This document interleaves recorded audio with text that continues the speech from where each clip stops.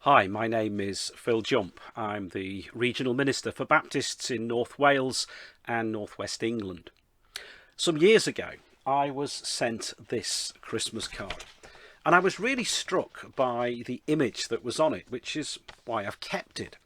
The scene is pretty simple. A vast landscape, a huge sky, which might be a sunrise or a sunset, and this tiny anonymous couple who are silhouetted and dwarfed by this massive backdrop. And I wonder what was in the mind of the artist when they put this picture together. What is it that this vast backdrop is intended to represent? I'm sure that many citizens of Israel at the time would tell you that they felt similarly dwarfed by the circumstances that they were in. They would have related to this scene. A decree went out from Caesar Augustus that all the world should be taxed, and that was it. No questions, no appeals, no exceptions.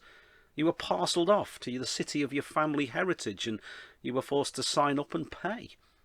Ordinary people, dwarfed by circumstances over which they had little or no control. Pawns in the power games of emperors and governors. And I sense that many of them might well have asked why God seemed to have abandoned them, why God was letting such things happen. And for Mary and Joseph, that was only half the story, not even that.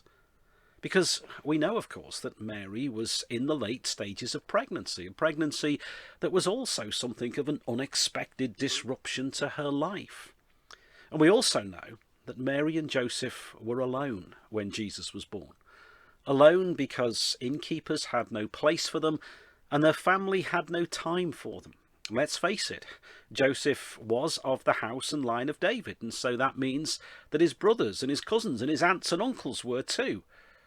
So for them to be alone in Bethlehem was to be abandoned by their family, engulfed in a set of circumstances and assumptions and prejudices over which they had such little control.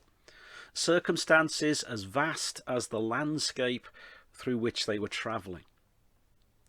And I wouldn't be surprised if many of us find it quite easy to relate to that image of a couple dwarfed against such a vast backdrop of uncertainty and struggle. I had to smile as I was preparing for Advent this year, because at the same time that I was reading about decrees from Caesar Augustus demanding that the whole world should be taxed, our news bulletins were full of the prospect of an autumn statement here in the UK that was likely to require all of us to be taxed a bit more.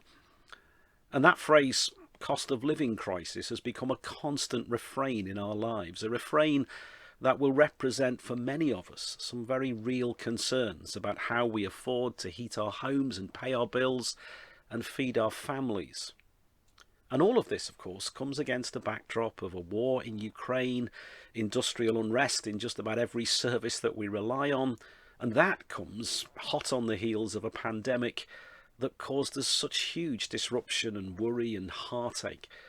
Like that couple in the picture, we may well feel as though we are dwarfed by circumstances that bear down on us, circumstances over which we have little or no control. But that, of course, is only one way of seeing that picture. This is a story we find ourselves retelling with 2,000 years of hindsight, and as I look at that image again, I wonder if, in fact, that vast landscape represents something very different. This anonymous couple, powerless and abandoned in human terms, the birth of their child in the most squalid and challenging of circumstances, is something that we recognise as one of the greatest events in history. The child that Mary is carrying is someone whose life has changed the world like no other person before or after. And we've learned that this is no mere human birth, but God, our very creator, becoming one with us. This couple hurrying to Bethlehem, or perhaps running for their lives to Egypt, depending upon which moment in the story this image is supposed to depict, are bringing the promise of eternity to all of humanity. for all time. So, which set of circumstances is that rolling landscape intended to represent? The vastness of the struggle in which they're embroiled, or the vastness of God's promise that's unfolding through their disrupted lives? Well, of course, they're not two sets of circumstances, but one story that can be seen in two ways. And it strikes me that this is what Advent is all about.